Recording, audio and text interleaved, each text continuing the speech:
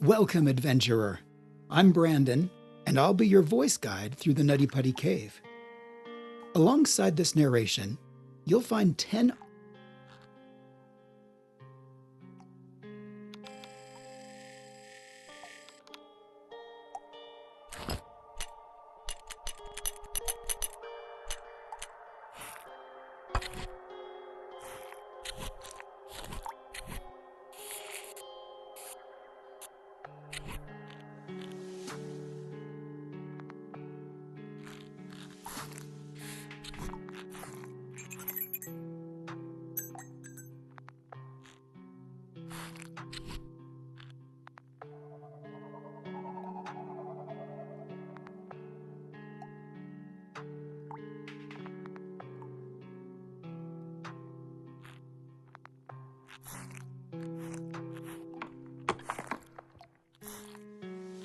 As you already know, Nutty Putty Cave is located west of Utah Lake in Utah County, United States. Despite its big reputation, the cave isn't actually that large.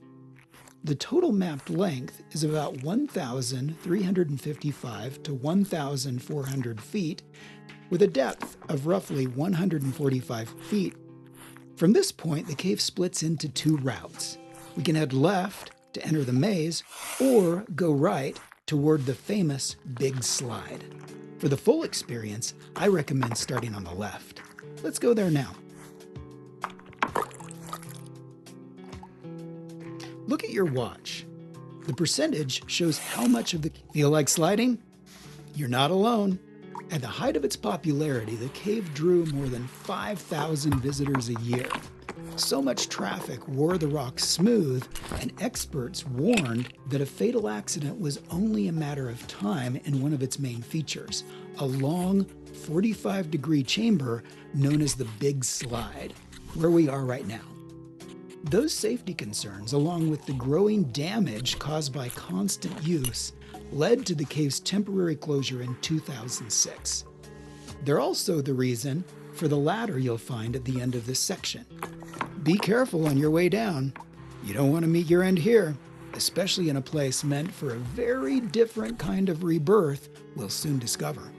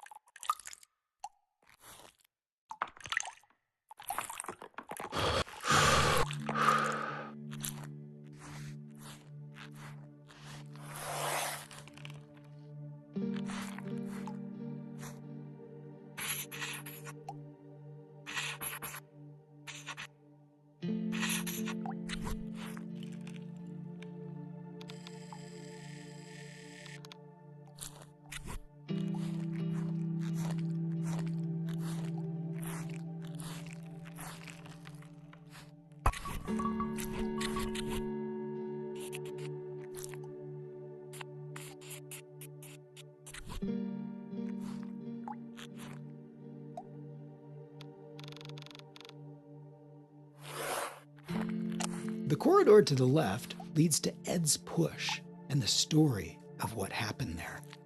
The corridor to the right takes you to the threshold of one of the cave's most famous sections. We're approaching the site of John Jones' tragic accident. How did it happen? On November 24th, 2009, John Edward Jones became trapped in Nutty Putty Cave after entering a tight, uncharted passage that he mistakenly believed was part of the well-known birth canal route. Instead, he had crawled into an unmapped fissure that was far narrower than expected. The passage sloped downward and constricted as it went, forcing him headfirst into a nearly vertical section where his body became wedged. Entering headfirst made it nearly impossible for him to reverse or maneuver once he was stuck. Despite more than 24 hours of effort, rescuers were unable to free him as the combination of the cave's fragile geology, the limits of physics, and human endurance made extraction impossible. In the aftermath, authorities made the difficult decision to leave his body where it was and permanently seal the cave, rather than risk more lives in a recovery attempt.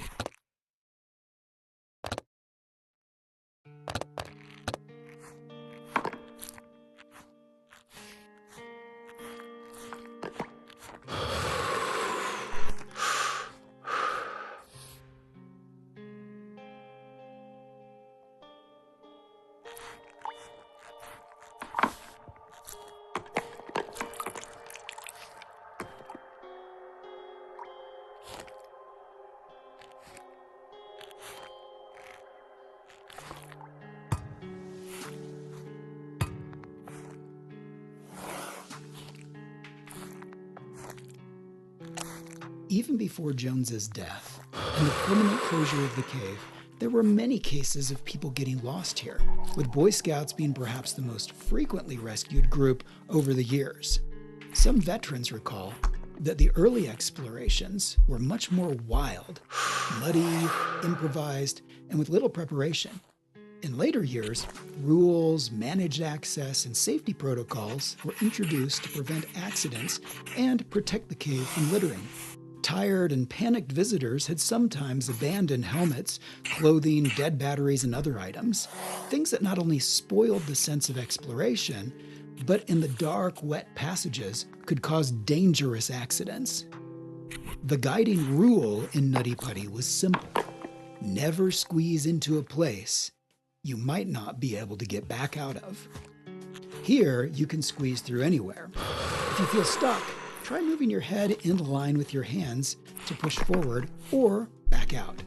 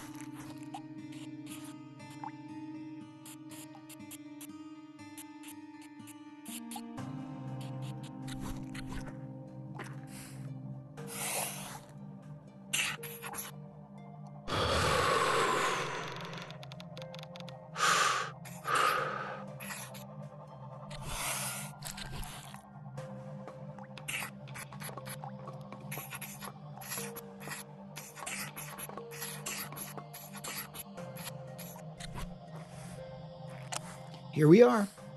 This section of the passage is called the maze, and you'll soon see why. Sculpted by hot water in some unusual forms, it's given many adventurers their first taste of getting lost here. You see, Nutty Putty is a hydrothermal cave. Instead of being carved by rainwater seeping down, it formed through hydrothermal activity. Its origin is also hypogenic, meaning superheated, mineral-rich water rose from below and dissolved the rock from the inside out. Quite unusual compared to most limestone caves. Take a look and let's proceed further to the big room.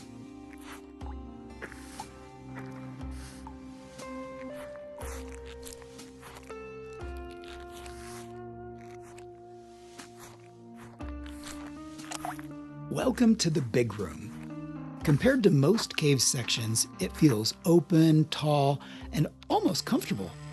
Many cavers pause here to catch their breath before moving on, so stay a while and listen. The cave was discovered in 1960 by a teenage caver named Dale Green, who went on to explore and document many caves in Utah. It's said Dale Green originally thought of calling it the Helmet Eater. Why the name? Nutty Putty Cave became a favorite training ground for Boy Scouts, adventure groups, and college students, many of whom had their helmets bitten by its tight passages. The narrow, twisting tunnels offered just enough challenge that countless adventurers, including teens and scouts, squeezed in only to get stuck. We're approaching the end of this section of the cave. Got yourself warmed up?